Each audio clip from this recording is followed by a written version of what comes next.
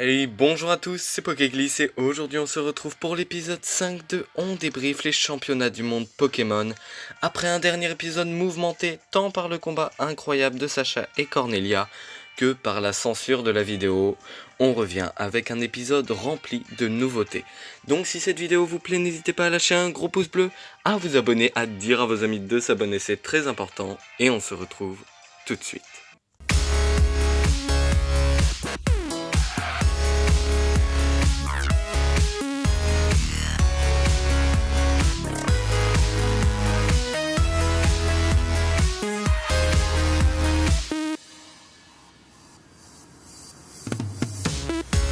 Pendant que Sacha entraîne son Riolu et Go son canard Tichot, le professeur Cerise leur offre 2 places pour aller voir un combat des championnats du monde à Galar dans le stade de Windscore.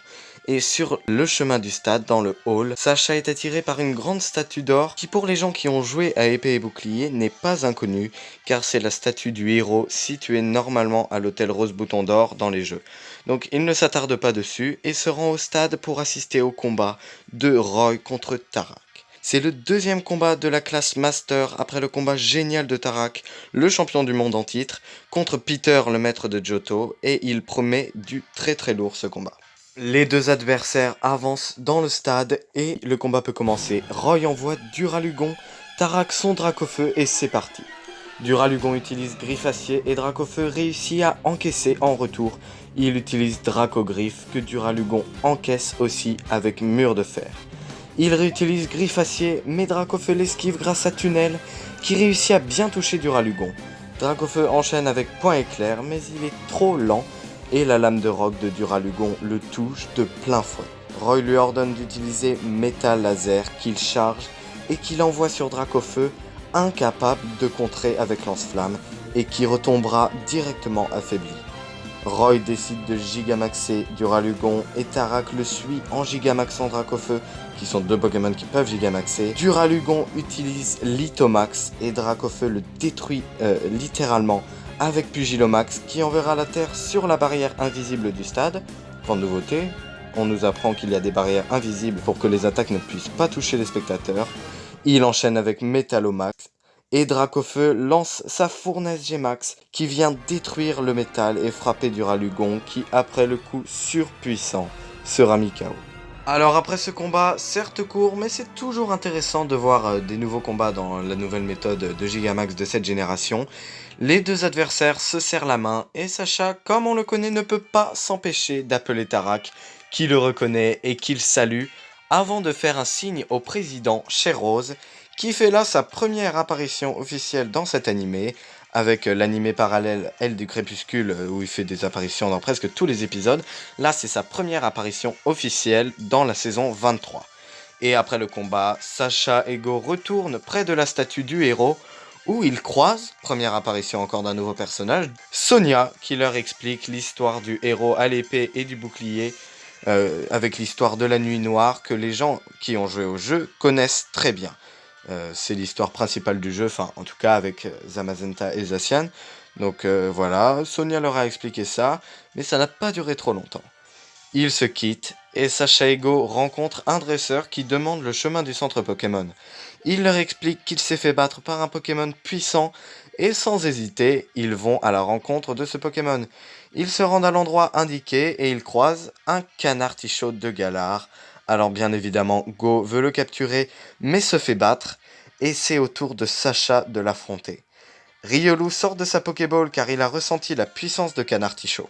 Il utilise Onde Vide qui se fera directement contrer par Canard Tichot qui lui chargera une attaque tranche-nuit et pour ne pas se laisser faire, Riolu l'attaque avec Forte Paume que Canard Tichot encaisse pour lancer tranche-nuit, mais Riolu est très vif et réussit à utiliser Reflet. Il bombarde Canard Tichot avec Onde Vide, mais l'oiseau se ressaisit et réussit à utiliser Centrifugifle, la première apparition de cette attaque dans l'animé, qui annule Reflet et touche Riolu de plein fouet. Malgré la difficulté, Riolu poursuit le combat sous les ordres de Sacha. Canard Tichot s'élance pour utiliser Tranche-Nuit et Riolu lui fonce dessus en attaquant avec Contre. Les deux Pokémon qui ont donné toute leur force tombent à terre. Riolu se relève et à la surprise de tous, mais comme on connaît Sacha, il encourage Canard Tichot à aller au bout de ses forces et au bout d'un dernier cri, Kanarticho tombe enfin KO. Alors après ce combat qui m'a captivé, je l'avoue, nos héros soignent leur Pokémon et Kanarticho demande à Sacha s'il peut rejoindre son équipe, ce qu'il accepte bien évidemment volontiers.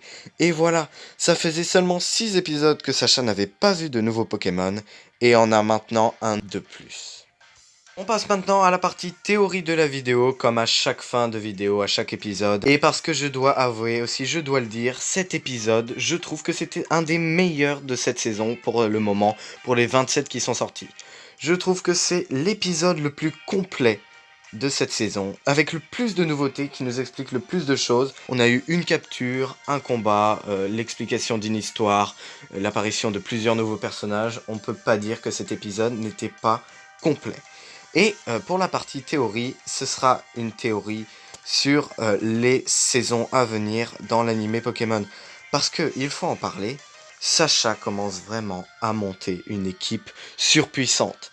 Entre Pikachu, qui a fait ses preuves depuis plus de 22 saisons, qui continue à les faire, qui a vaincu la Ligue, qui est surpuissant de génération en génération, avec un Ectoplasma qui, on le rappelle, est très puissant, avec un Dracolos qui la semaine dernière s'était fait à lui tout seul le Chaofouine et le méga Lucario de Cornelia, pour vous expliquer la puissance du Dracolos. Ensuite, on a un Riolu qui pourra sûrement être extrêmement puissant en méga Lucario. Et maintenant, rien de mieux qu'un Canartichaud de Galar qui a l'air d'être un combattant incroyable. Rien de mieux que peut-être un Palartichaud dans l'équipe de Sacha. Au départ de cette saison, je n'y avais même pas pensé. Je n'avais pas du tout réfléchi à cette alternative et pourtant, ça va sûrement être possible. Ensuite, on va parler de Riolu. Eh bien, Riolu, je continue à penser que Sacha aura la méga évolution de Lucario. J'ai vu beaucoup de théories tourner, comme quoi Riolu pourrait avoir une évolution spéciale de Lucario, comme Rocabo en avait eu une spéciale de Lugarok avec sa forme crépusculaire, comme Amphinobi avait eu quelque chose de spécial avec Sacha, Nobi, mais je pense cette fois-ci que même si Riolu a l'air incroyable, alors j'adorerais qu'il ait une forme spéciale de Lucario, mais je ne pense que ça peut pas être possible. Amphinobi était un Pokémon de la région de Kalos. Lugarok était un Pokémon de la région d'Alola, donc des Pokémon propres à leur génération, à la génération de l'animé. Et là, Lucario, c'est un Pokémon qui existe depuis plus de 10 ans. Je pense que ce serait bizarre de faire un truc spécial avec ce Pokémon. Même si c'est un des Pokémon préférés des gens, je trouverais ça bizarre. Et on va parler des saisons maintenant. Je vais vous expliquer un peu ma pensée sur le déroulement des 3 saisons. Je pense qu'il y aura 3 saisons, pas 4 dans cet animé. Et je pense que la saison 23 va se passer, donc qui est maintenant à 27 épisodes, normalement il y a à peu près 45 épisodes par saison. Je pense que la saison 23 va continuer sur la montée en classe de Sacha et la capture des Pokémon de Go. Donc ça c'est classique des épisodes qui sont en train de se passer en ce moment. La saison 24, pour Sacha, en tout cas pour les championnats du monde, je pense qu'il y aura des combats contre les champions d'arène de la région de Galar, car Sacha sera en classe hyper, dans la classe Hyper Ball. Je pense qu'il aura réussi à monter pendant toute la saison 23, là, jusqu'à la fin, et je pense que dans cette saison 24, il combattra les champions d'arène, comme on l'a vu, Roy, mais Roy, comme c'est le dernier champion d'arène de Galar, il est très puissant. Peut-être qu'il combattra Percy, Donna, Kabou, des champions d'arène un peu moins forts. Et dans la saison 25, je pense bien évidemment, la troisième saison d'une génération, c'est toujours la Ligue. Il y aura le tournoi des vainqueurs, le tournoi des champions, le combat final contre Tarak, bien évidemment. Je n'arrive pas encore à prédire qui sera victorieux de ce combat, mais en tout cas, j'ai vraiment hâte qu'on arrive à cette saison 25 qui, bah, déjà, comme on voit, le début de cet animé est incroyable. Je pense que ça va continuer de s'améliorer. Et donc, si cette vidéo vous a plu, n'hésitez pas à lâcher un gros pouce bleu, à vous abonner, à dire à vos amis de s'abonner, c'est très important.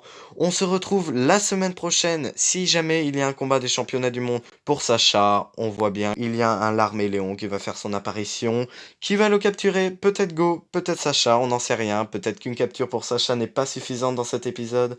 Peut-être qu'il va devoir capturer un Larméléon, on n'en sait rien. En tout cas, je vous dis à la prochaine fois.